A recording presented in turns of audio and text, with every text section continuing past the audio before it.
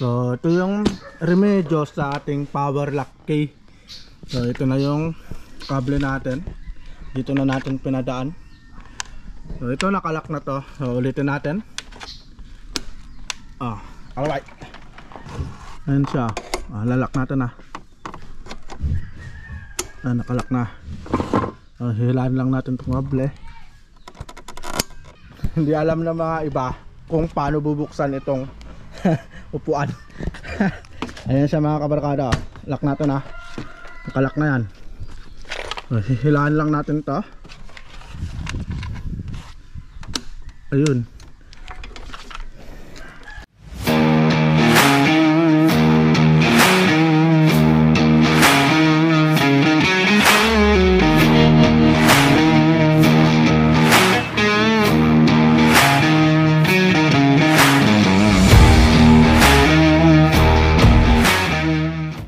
Yo, what's up? Magandang hapon po sa inyong lahat. Sa lahat ng mga tropa, mga idol at mga barkada natin dyan. This is Loves Moto and welcome back again sa ating panibagong video. At sa episode pala na to ay may gagawin tayo dito sa aking alaga, no?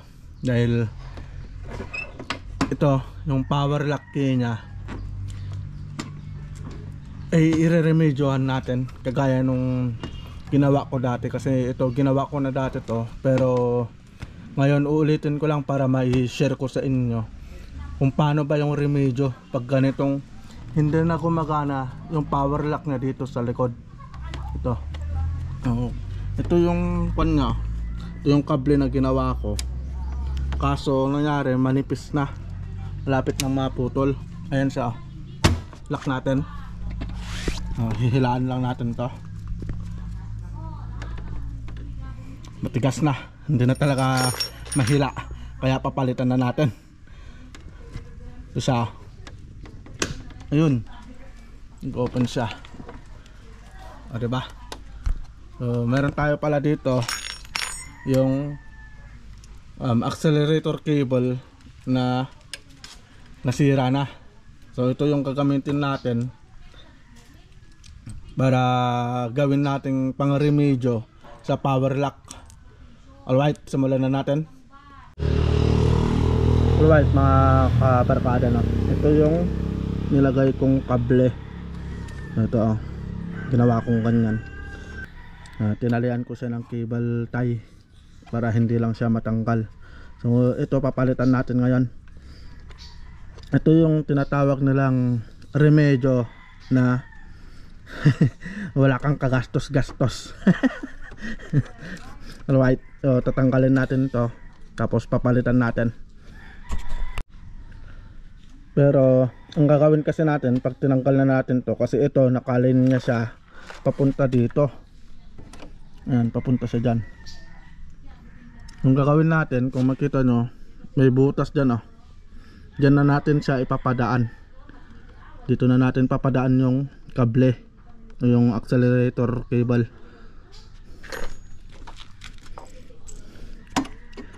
Tatanggalin natin to. Ayan. Ito lang siya. Ayan. Natanggal na. Tapos nandyan lang siya. Ano. Alright. Tignan nyo mga kabarkada. Manipis na. Kaya papalitan na natin. So ito pala mga kabarkada, no? Bali ako na mismo yung nakatuklas nito. Niremedyohan ko na lang. So pwede nyo na tong gawin kahit na hindi nyo na ipunta sa mga mekaniko. Kahit kayo na, kayang-kaya nyo nang gawin ito. Tipid racing muna tayo dahil alam nyo naman, di ba? Ang mahal naman kasi ng mga pyesa ng mga alaga nating mga Raider 150 na. So yan yung gagawin natin. So ito yung cable tie natin, kailanganin natin to.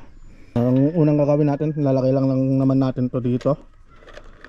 Ayan na. Kaganyan siya. Tapos tamang tama pala ito kasi mayroon siyang bolt and nut na siya, built in.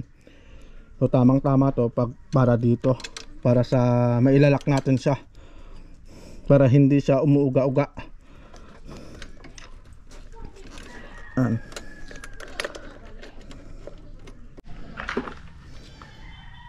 So ayun mga kabarkada, no, bali na ilagay na natin to.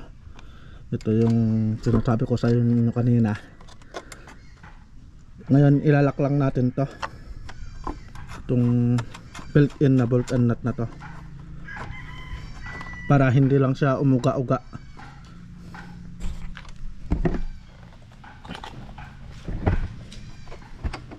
Legis lang naman kasi yan mga kabarkada eh.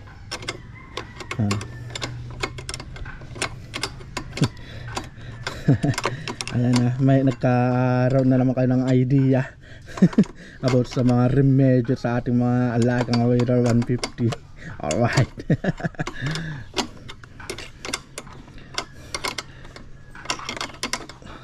Ayan.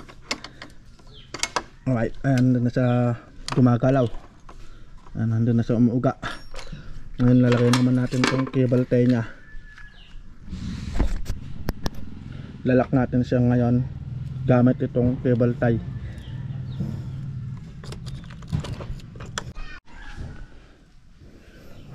Alright mga kabarkada, no, natapos na natin to na ikilagay.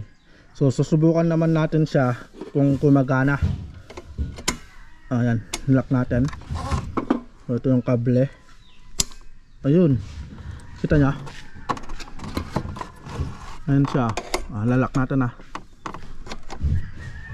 nakalak na. Hilaan lang natin itong kable. Alright, gumagana siya. So ngayon gagawin natin, isisiksik natin siya dyan sa butas na yan, itong dulo na to.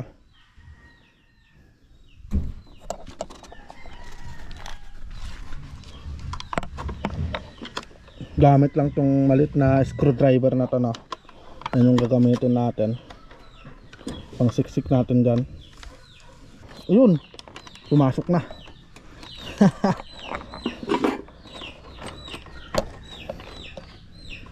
So dito na natin siya makikita.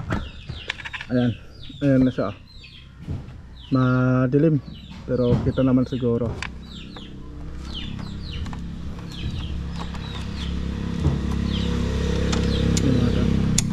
Ayun, gumagana. Ayan siya.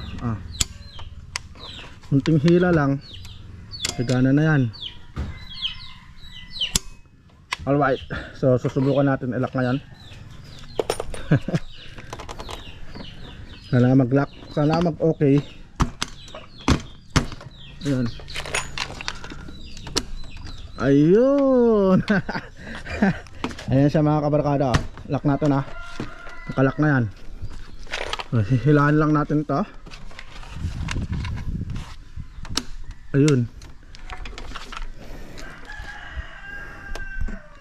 Ganun lang kasimple. Ganun lang kasimple yung remedyo natin sa power lock key na yan.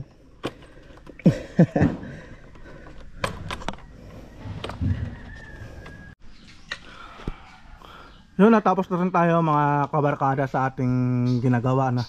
So ito yung remedyo sa ating power lock key. So ito na yung kable natin. Dito na natin pinadaan. So ito, nakalock na to. So ulitin natin. Alright. Diba? Ganun lang kadali yung remedyo ng power lock key. At kung meron kayo yung mga kable ng accelerator nyo tapos hindi na gumana tong power lock key nyo, huwag nyong itatapon yung mayon dahil magagamit nyo yan, mga kable ng accelerator dito sa mga ganyang sitwasyon. Ayan siya, diba? Hindi na siya umuuga, hindi siya gumagalaw, at hindi alam ng mga iba kung paano bubuksan itong upuan. Andito lang yan. Alright. Lock natin. Ayan siya. Alright. Ayan siya. Diba? Mga simpleng remedyo lang DIY natin about sa ating mga alaga. So nakatipid na naman tayo. Nakatipid na naman tayo sa ating alaga, no? Hindi na naman tayo gumastos. So free tayo sa TOS gas ngayon sa paggawa natin ng ating power lock. So sa mga sira yung mga power lock dyan, pwede nyong gayahin yung ginawa ko. Bali DIY lang yon, pero napakabisa at hindi na nila alam kung saan bubuksan yung upuan ng Raider 150 nya. Diba? Hindi na nila sisirain dito, hindi na nila bubuksan to kasi nga meron na dito, nakatago na siya. Ayan.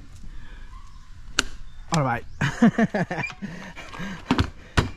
So yun lang mga kabarkada yung nais ko na i-share sa inyo. So dito na matatapos ang video natin. So ingat po tayong lahat and God bless po at ride safe po sa inyong lahat. Bye bye.